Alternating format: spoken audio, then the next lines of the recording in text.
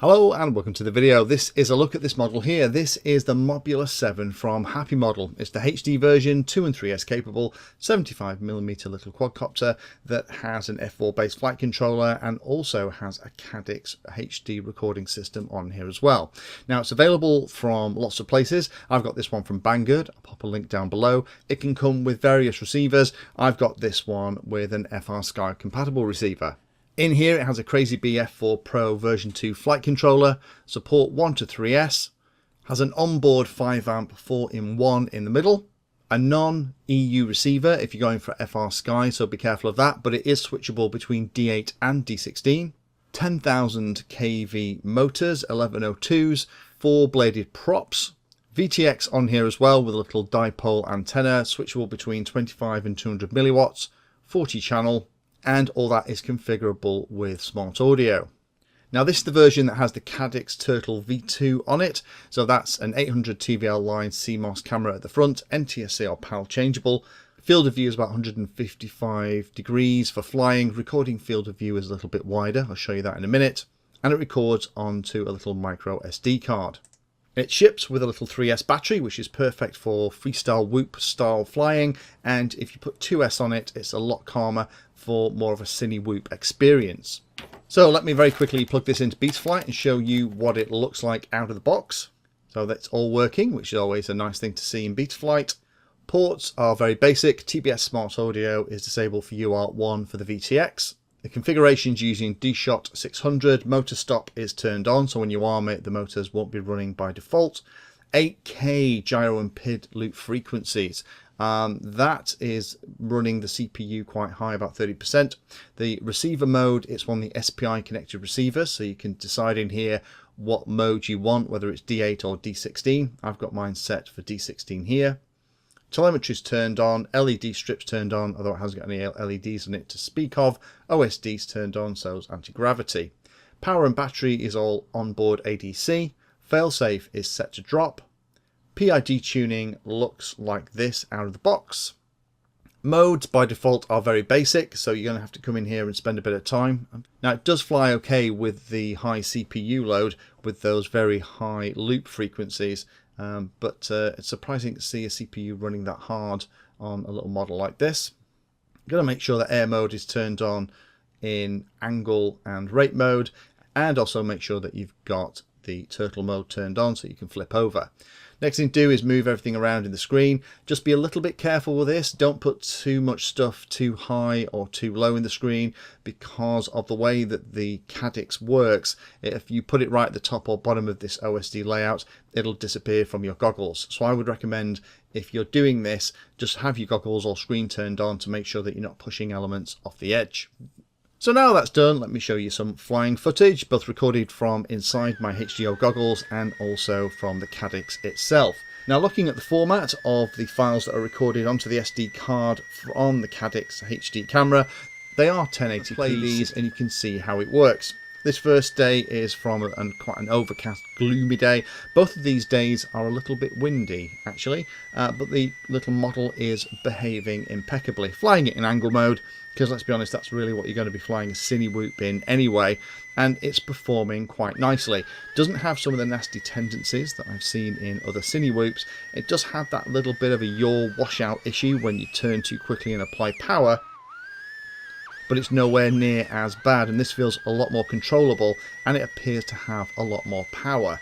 Now this second day is a lot brighter and hopefully it'll give you an idea of what it looks like. Now the camera for both of these flights is in its most upward position, and on 3S it gives you enough to get in and out of trouble, hovering well under 50% throttle, so there is enough power in here if you're flying towards something to get out of the way.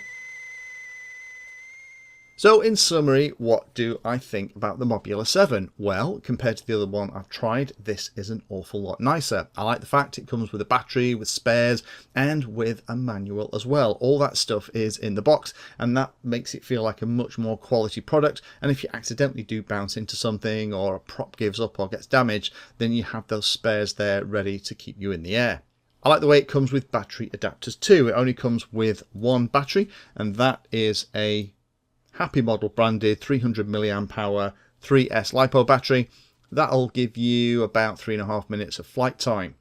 The design and build is very nice. There's no carbon fibre on this, it is all plastic, but that does mean that it is quite resilient as it bounces off stuff. So this could be flown indoors just by setting up the throttle limit in Betta Flight, or by setting up a throttle curve on your radio. Then this could easily be a nice indoor flyer, but it has got enough oomph to fly around outside, as we've just seen, in reasonably low wind. I do like the fact that the camera rake is adjustable, and it is very adjustable. So if you want to very gently float around indoors, then you can pop it down so it's looking almost straight out. If you want to fly outside on 3S and be a bit more of a hooligan, then you can increase that angle. For me, I could have done with another 5-10 degrees just for those times when you open it up and really push it over to get a bit of speed. There is full OSD functionality, so you can go in there and change all the settings. So in terms of setting and configuration, it's very much like a much bigger Betta Flight based quad. It's just that slight tendency it has for that kind of yaw drop when you're turning quickly. So you just need to be slightly careful on your turns with this. But there are a couple of things that I would make you aware of if you're thinking of buying one of these. It is a short flying time.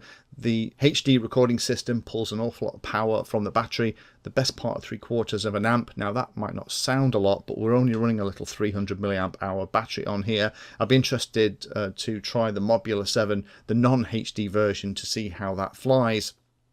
This has enough power. A little bit more would have been quite nice, but that's, I guess, not what CineWhoop is all about. It's about having a very stable model that will fly nicely indoors.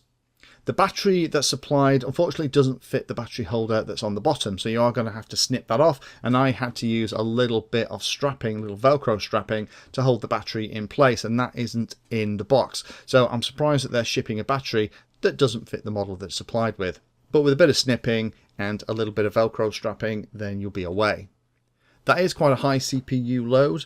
I'm guessing there is a reason why they're using such high frequencies on this. I mean, Betta Flight isn't really designed for these kind of tiny whoop models, but the tune on here and the setup does feel pretty good. So I'm guessing that's one of the reasons why they've got those loop frequencies so high. But that does mean that the CPU is chucking away there, just sat on the desk. That plastic frame by many will be considered a bit of a weakness. I don't think it is. I like the way it flexes. It means it absorbs some of the energy in a crash. And that also means whatever you bounce into is less likely to be damaged as well, particularly if it's the big flat screen TV in your lounge. Last thing to be aware of is if you do land in grass and you try and use the turtle mode to pop it the right way around, it will act like 4 little lawnmowers, and it will cut the grass and throw it into the middle of the model. So be prepared to spend a happy 10 minutes when you get back from the field trying to get all that grass out of the model itself. So this is the first CineWhoop that I have personally flown that I have liked. It is nice and responsive, it flies very well. The characteristics that you get on these with those kind of yaw problems in sharper turns are much less pronounced and much more manageable.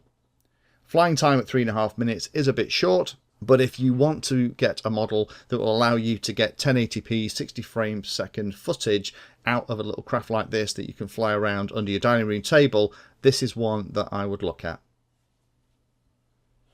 Thanks for watching the video and watching right to the very end. You can find me in all the usual places on social media, and if you like the video and like what I'm doing here, then hit the subscribe button and hit the bell notification icon too. If you really like what I'm doing, you can go the extra mile and become one of my Patreons for access to me directly for support, and also giveaways and regular updates too. If you're looking for particular content, then check out the playlist. I organise all of my videos into playlists, so if you're looking for a particular topic, you can find everything here. If it's called Introduction To, it's designed to start very simply and build on that simple introduction to teach you all about it. If it's called For Beginners, then that is really aimed at people who are brand new to that part of the hobby. You can also search on YouTube for anything that you're interested in using the search function at the top. So iNav Painless 360 will find all of my videos and even the playlists around iNav. So thanks again for watching and happy flying.